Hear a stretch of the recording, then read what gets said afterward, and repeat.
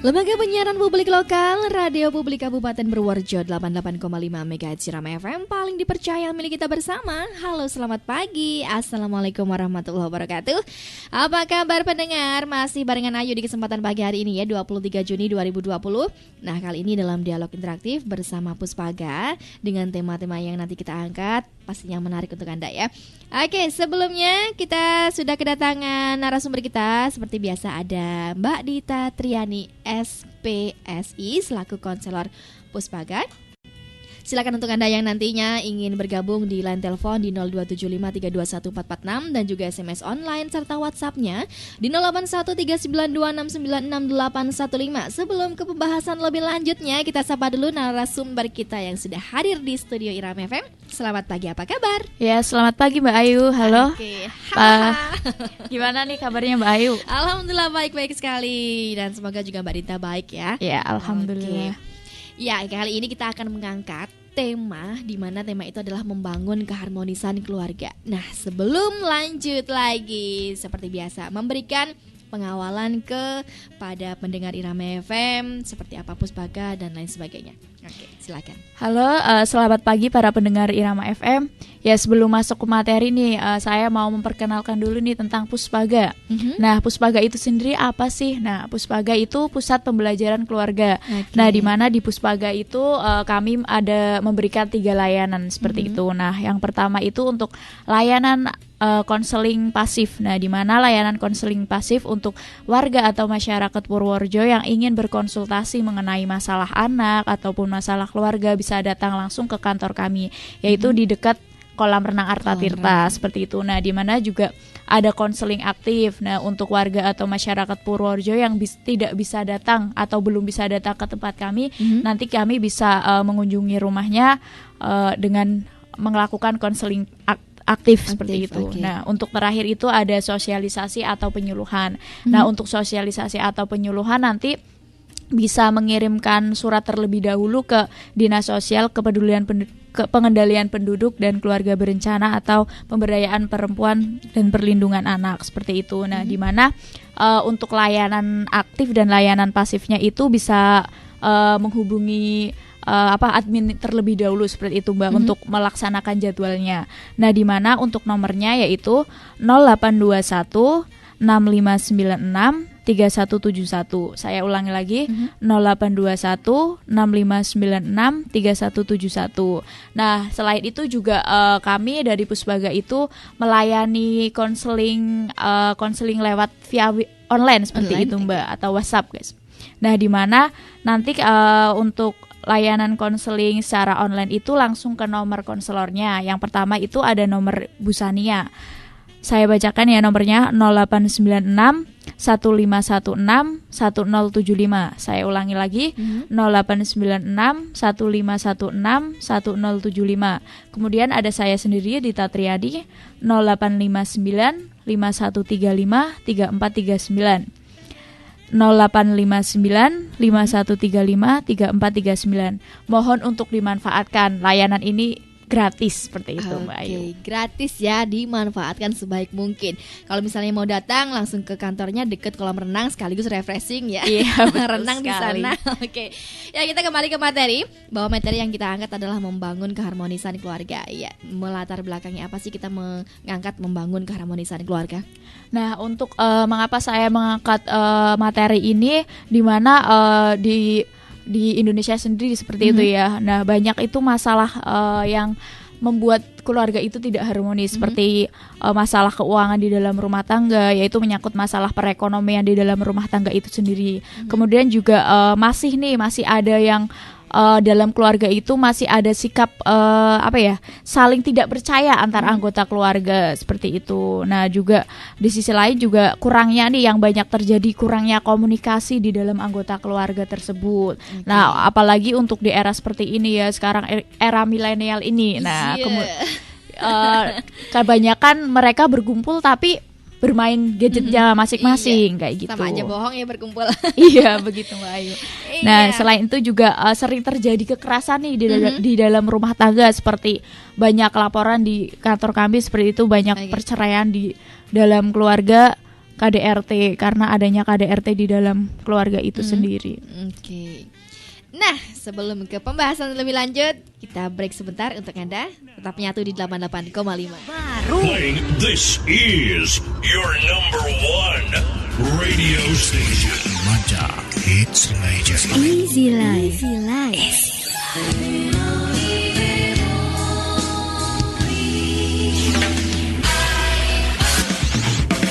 Irama Live Talk. Irama Live Talk.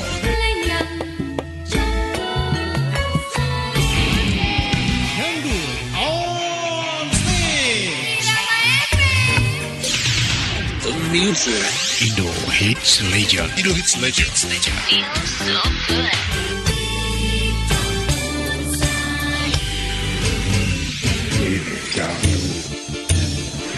Hidup bahagiamu. Informasimu dimulai dari sini. Mulai tanggal 25. Terus Irama FM.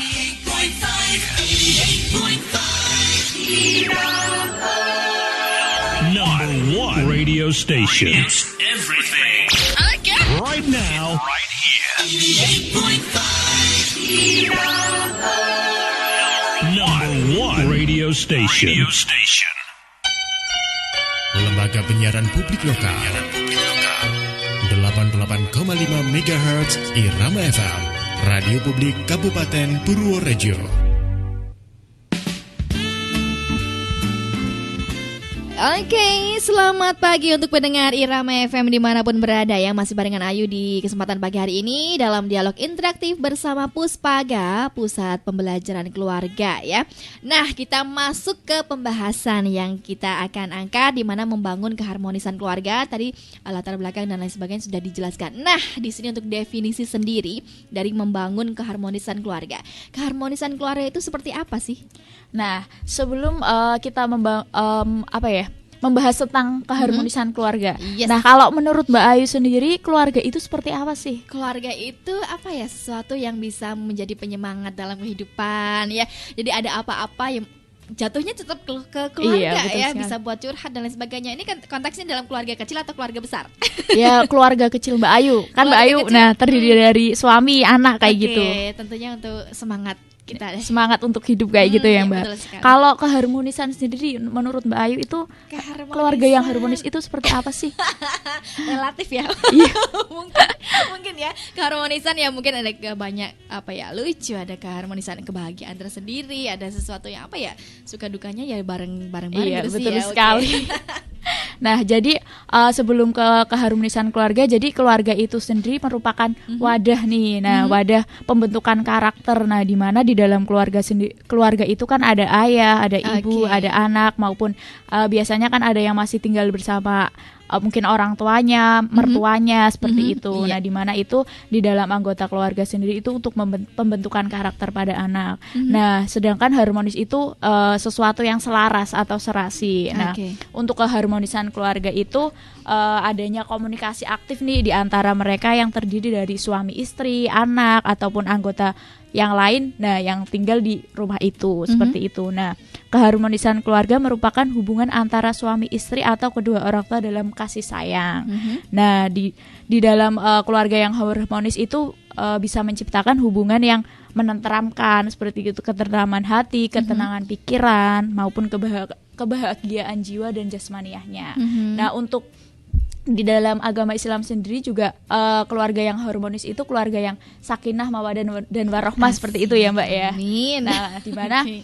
di dalam anggota keluarga itu untuk memperkokoh pondasi dalam keluarga itu sendiri. Seperti Oke. itu, Mbak Ayu. Banyak sekali ya suatu keharmonisan di mana hubungan itu juga tidak hanya kebahagiaan saja sih ya, dalam suka duka juga harus Iya. kita bareng-bareng gitu ya, asik. Nah, faktor penyebab biasanya setiap keluarga itu kan ada, tidak hanya kebahagiaan saja sih ya, ada konflik, ada marah-marahan dan lain sebagainya. Ini termasuk kategori konflik keluarga. Nah, faktor penyebab konflik keluarga itu biasanya dari apa saja sih gitu? Nah, ada beberapa keluarga nih yang maksudnya nggak harmonis seperti itu ya. Ada beberapa faktor yang mempengaruhi konflik dalam keluarga. Nah, di mana ada faktor internal dan faktor eksternal kayak gitu. Nah, faktor internal sendiri itu faktor yang di dalam faktor yang berasal dari dari dalam keluarga itu sendiri, sedangkan faktor eksternal itu yang berada dari luar keluarga itu. Nah, faktor internalnya itu adanya perbedaan persepsi nih. Nah, di mana orang yang memiliki pengetahuan atau pengalaman itu akan berbeda cara pandangnya seperti itu. Jadi ketika mereka sedang menghadapi masalah seperti itu, biasanya cara mengatasinya itu berbeda. Nah, ini terkadang bisa memicu pertengkaran dalam keluarga itu, salah paham dan lain perbedaan sebagainya. pendapat seperti itu, Mbak. Kemudian juga ada perbedaan bahasa nih. Terkadang nih kan ada perbedaan bahasa yang menyebabkan komunikasinya itu, komunikasinya itu susah ataupun kadang salah tangkap, menjadi salah paham seperti itu, Mbak. Sedangkan kalau di dalam penggunaan bahasa itu kan untuk memperlancar hubungan seperti itu, Mbak. Apalagi kayak maksudnya begini, nangkapnya beda lagi ya. Iya, seperti kayak bahasa SMS kayak gitu ya, Mbak, ya kadang. Nah, itu yang di WhatsApp, di media sosial terkadang juga pemicu salah paham ya. Kita ibaratnya isinya biasa aja, nggak marah, nggak nesu, nggak apa gitu, Mbak. Aduh. Orang yang baca terkadang ini sombong amat sih bahasanya begini ya. Iya. Gitu kan. Nah, kadang kayak gitu. Makanya kita harus berhati-hati kayak gitu. Iya. Terus juga adanya kegaduhan nih, misalkan contoh kecilnya misalkan nonton TV atau apa. Nah, salah satu keluarga atau misalkan adiknya nonton TV, nah kakaknya terganggu, itu juga bisa memicu pertengkaran nih. Terus juga ada emosionalitas. Nah, reaksi emosional seperti marah, mungkin salah satu dari suami ataupun istrinya itu memiliki sifat yang temperamental kayak gitu, dikit-dikit marah. Nah, itu dapat memicu konflik dalam keluarga. Itu ya. Terus di sisi lain juga ada faktor fisik nih ataupun biologis. Nah, faktor fisik juga bisa memicu konflik antara suami dan istri ataupun anak. Nah, jadi di sini salah satu dari keluarga itu harus ada yang mengalah kayak gitu. Terus juga ada ketidakpercayaan nih. Jadi antara suami ataupun istri ataupun dengan anggota keluarga lainnya itu tidak percaya. Jadi saling tidak percaya kayak gitu, Mbak. Terus juga ada faktor eksternal, di mana faktor eksternal itu ada faktor lingkungan. Misalkan lingkungan yang baru atau situasi yang baru sering berpengaruh terhadap seseorang. Mungkin kan tidak semua orang itu memiliki adaptasi yang cepat kayak gitu. Jadi butuh adaptasi dengan lingkungan mungkin barunya. Misalnya orang baru saja pindahan. Iya, kayak gitu. Jadi mungkin saja salah satu anggota lingkungan atau situasi yang baru itu membuat nyaman atau tidak nyaman kayak gitu, bisa jadi memicu. Terus juga ada faktor sosial. Manusia itu kan makhluk sosial ya, Mbak ya. Jadi manusia itu tidak dapat hidup sendiri, ia akan menjalin hubungan dengan orang lain. Nah, di mana masalah yang muncul kemudian bahwa tidak semua orang itu merasa itu baik kayak gitu. Jadi tidak semua orang itu apa yang kita harapkan itu seperti apa yang kita harapkan kayak gitu, Mbak. Kadang misalkan saya inginnya begini, ternyata nggak sesuai dengan keinginan saya. Perbedaan gitu. Keinginan juga ya. Perbedaan keinginan, misalkan atau bisa ribut dengan mertua ataupun anaknya kayak gitu. Pasti. Terus juga ada yang terakhir itu ada faktor ekonomi. Nah, problem terbesar itu terkadang masalah ekonomi, misalkan masalah keuangan kayak gitu. Terkadang ini menjadi pemicu konflik dalam keluarga itu. Nah, Nah, di sini banyak sekali dampak-dampak yang terjadi konflik. Tadi kan penyebab-penyebabnya. Ini biasanya kalau konflik dalam keluarga itu berdampaknya sampai mana aja sih? Seperti apa saja sih gitu? Nah, dampak yang sering terjadi nih, Mbak, dalam terjadinya konflik dalam keluarga itu ada dampak fisiknya kayak gitu, fisik, psikis, sosial maupun ekonomi. Dampak fisiknya yaitu misalkan nih dari pemicu konflik itu terkadang kan nggak menahan kayak gitu, bisa menghancurkan barang-barang ataupun bisa saling pukul kayak gitu antar anggota keluarga. Nih saya pernah saya mendengar kasus di Deli Serdang. Jadi si istri itu menganiaya suaminya gara-gara si suaminya kan itu lumpuh. Jadi mungkin kalau orang yang lumpuh itu agak rewel kayak gitu ya, Mbak ya. Agak rewel. Nah, ingin itu tapi nggak bisa gitu ya. Mungkin istrinya udah udah habis kesabarannya. Nah, sampai si istri itu menganiaya suaminya dengan memukulinya menggunakan besi dan kayu. Aduh parah sekali kalau seperti gini. Iya, terus juga ada dampak psikis. Selain dampak fisik juga ada dampak psikis. Nah, dampak konflik juga dirasakan secara psikologi nih. Hidup menjadi tidak aman, merasa tidak tentram, serba takut dan gelisah. Nah, juga ada nih pernah ada dulu konflik dalam keluarga, si istri itu diikat di tempat tidur pakai rantai sama suaminya. Nah, nah selain itu juga anaknya itu menjadi dampak dari itu. Melihat pula anaknya ya? Melihat, terus anaknya juga menjadi korban. Nah, di sini juga membuat anak itu merasa ketakutan, tidak tentram. Nah, efek yang terjadi juga misalkan anak jadi bisa stres, anak juga bisa berperilaku agresif. Dan itu bisa menyebabkan anak itu broken home ya mungkin. Iya, anak itu melihat perilaku orang tuanya seperti itu, mungkin jadi kehilangan kepercayaan dirinya kayak gitu. Banyak dampak yang terjadi pada anak tersebut.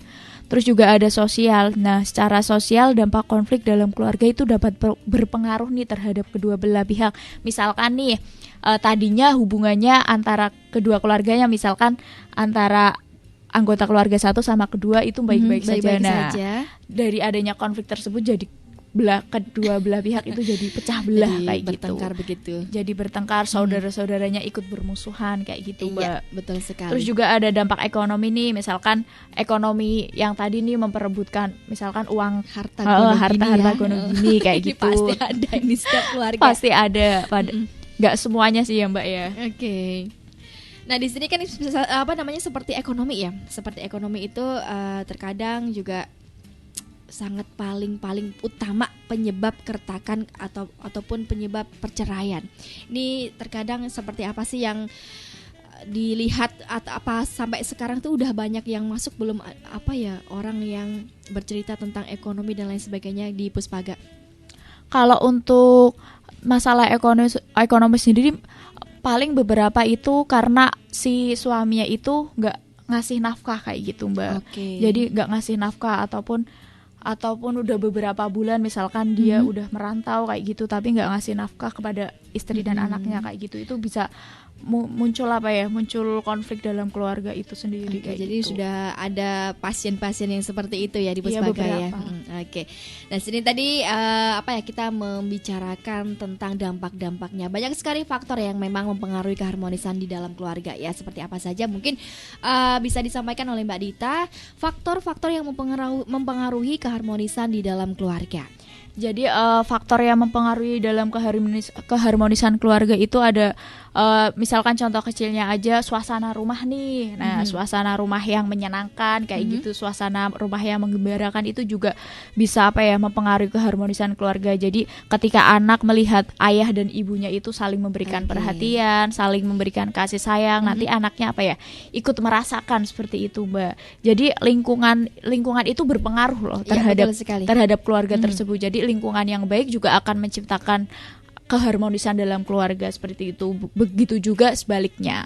Terus di sisi lain juga ada kehadiran anak dari hasil perkawinan nih. Nah, di mana kehadiran anak itu dapat memperkokoh kayak gitu.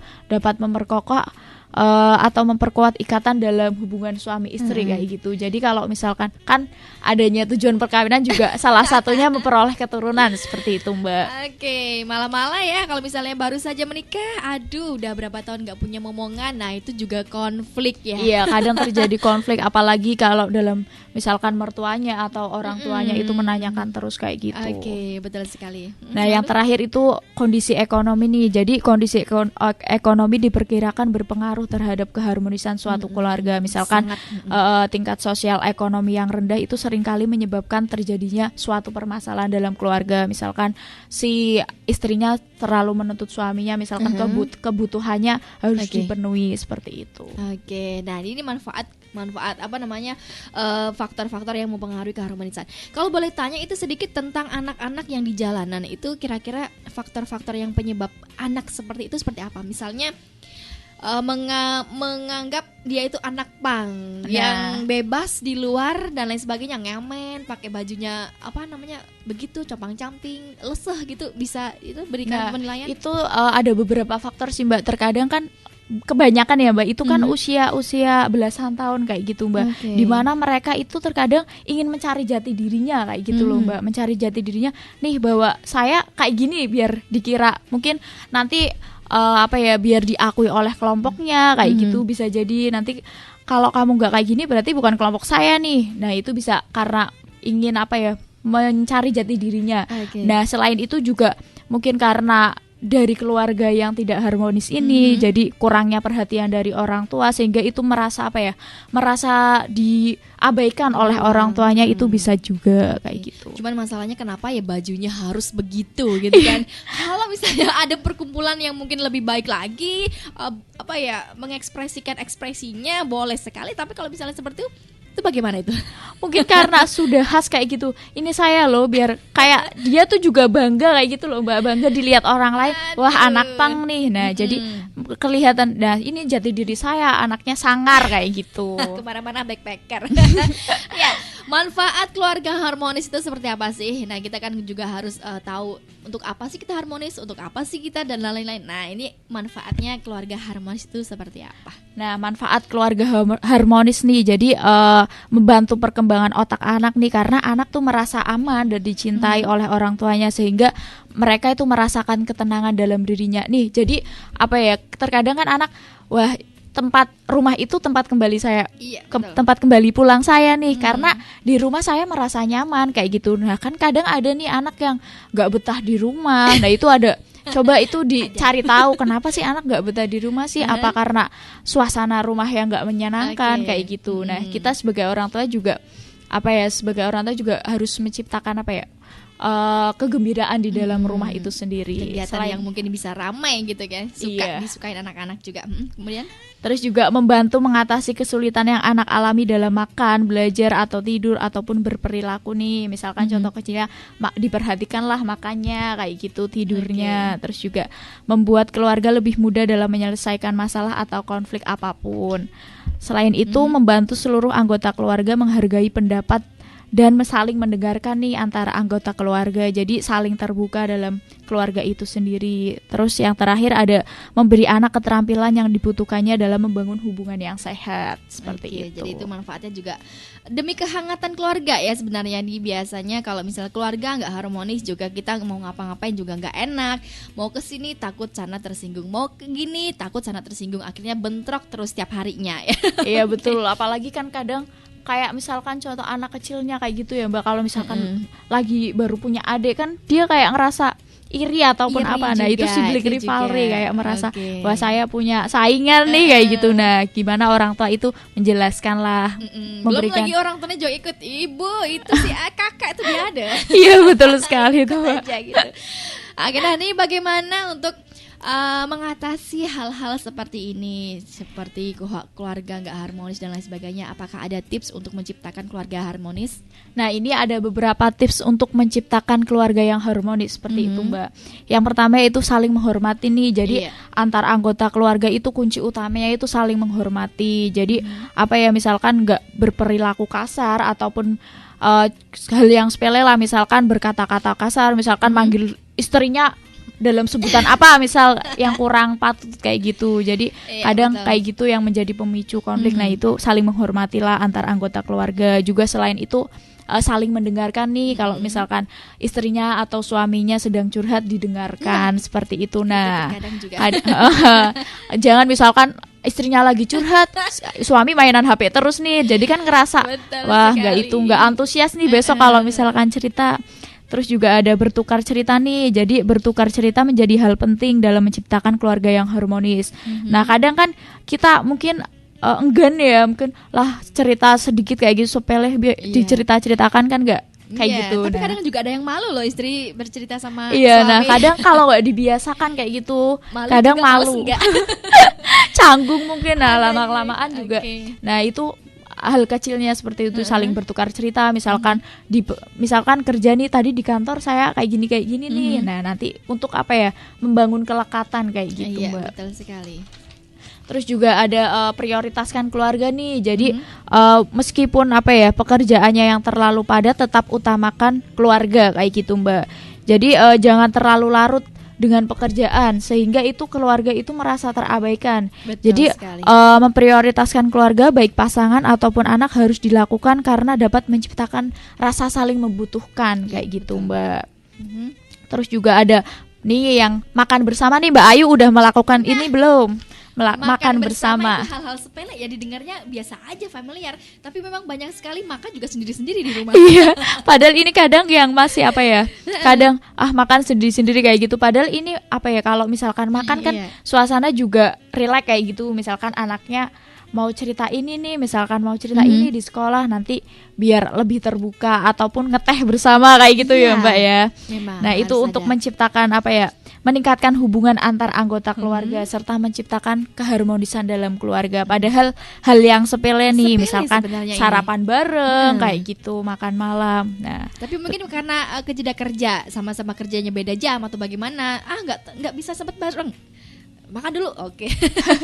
Gitu kan biasanya ya tuh. Terus juga ada bersenang bersama nih, jadi menonton film ataupun berjalan-jalan nih kalau misalkan hari Minggu ataupun weekend kayak gitu ya, nggak harus jauh-jauh juga sih Mbak. Iya betul sekali. Nah seperti itu juga apa-apa. bisa juga mempermainkan permainan yang sederhana, misalkan bermain Lego ataupun bermain apa ya, apalah yang sederhana seperti itu. Nah jadi membuat suasana baru dan tidak monoton kayak gitu. Iya, anak juga nggak merasa bosan di rumah ya gitu. Terus juga hindari membentak nih. Nah itu Hindari membentak. masih sulit ini untuk para orang tua untuk tidak membentak anaknya. Nah, kadang itu masih sulit nih. Jadi, ketika anak membuat kesalahan, kita itu apa ya? Kita dapat membicarakan atau menghukumnya dengan baik. Nah, seperti apa? Yang materi kemarin yaitu gunakan disiplin positif kayak gitu ya, Mbak. Jadi, tidak terlalu memberikan hukuman yang terlalu sering kayak gitu. Terus juga meluangkan waktu bersama keluarga. Jadi, mengutamakan apa ya? Mengutamakan kebersamaan dalam keluarga kayak gitu. Jadi, prioritaskan keluarga. Oke. Terus selain itu ada berkomunikasi nih yang penting. Nah, berkomunikasi. Nah, jadi dalam menciptakan keluarga yang harmonis, komunikasi yang baik antar anggota keluarga itu perlu dijalankan. Misalkan tadinya sih suaminya nggak terlalu terbuka, tapi istrinya selalu mengajak berkomunikasi, misalkan dari hal-hal yang kecil kayak gitu. Nah lama kelamaan apa ya, suaminya itu mungkin bisa terbuka ataupun istrinya itu bisa terbuka. Nah dari keterbukaan tersebut kan nanti apa ya, adanya openness kayak gitu, keterbukaan dan saling jujur kayak gitu. Jadi nggak ada kebohongan di antar keluarga tersebut. Jangan ada dusta. Iya, jangan ada dusta. Betul sekali. Okay. Terus juga ada membagi kesedihan dan kegembiraan bersama. Jadi nggak usah canggung nih, nggak usah canggung. Misalkan sedang ada masalah ataupun sedang apa ya, ada problem di kantor ataupun di tempat kerja kayak gitu. Jadi sebisa mungkin diceritakanlah sama keluarga kayak gitu. Ya. Tapi memang ada susah-susah juga ya. Misalnya ada ini hadiah sepele aja sih, buat apa cerita, simpan aja selesai gitu kan. Kadang ada beberapa yang seperti itu sih, nggak memaksa kayak gitu. Mungkin terkadang kita kayak gini, istri saya apa-apa nggak mau cerita, misalkan nih istri saya atau suami saya nggak mau cerita nih kayak gitu. Mungkin ada hal yang mungkin karena emang dia nggak bisa cerita kayak gitu. Nah jadi kita nggak harus memaksa kayak gitu. Iya, terus juga saling menguatkan nih, supportiveness. Jadi saling menguatkan antar anggota keluarga. Jadi saling memberikan dukungan. Kalau misalkan anak nih, misalkan hobinya apa atau minatnya apa, selama itu masih baik ya diarahkan kayak gitu, dibimbing seperti itu.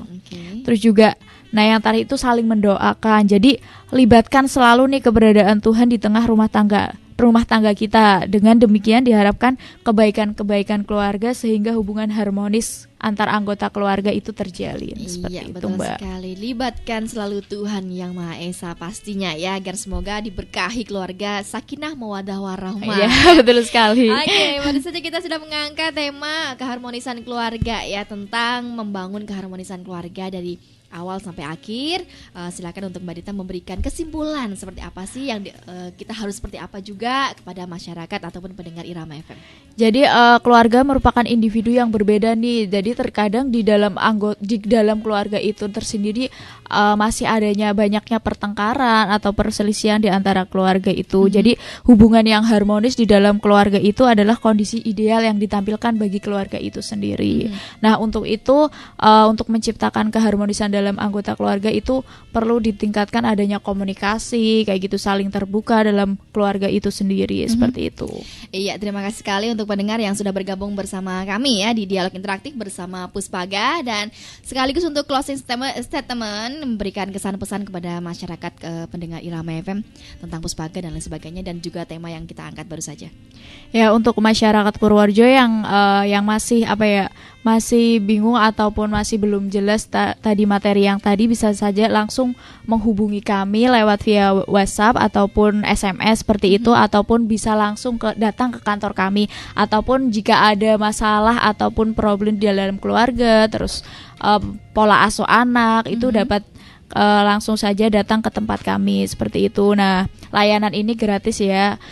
Layanan ini gratis, mohon dimanfaatkan seperti itu. Nah, tadi kalau apabila ada salah-salah kata saya mohon maaf. Wabillahi taufiq wal hidayah. Wassalamualaikum warahmatullahi wabarakatuh. Waalaikumsalam warahmatullahi wabarakatuh. Terima kasih untuk pendengar yang sudah bergabung bersama Ayu dan Mbak Dita di Dialog Interaktif bersama Puspaga ya, dengan tema pusat pembelajaran keluarga dengan tema membangun keharmonisan keluarga ya. Semoga bermanfaat dan lain waktu kita bisa bertemu kembali.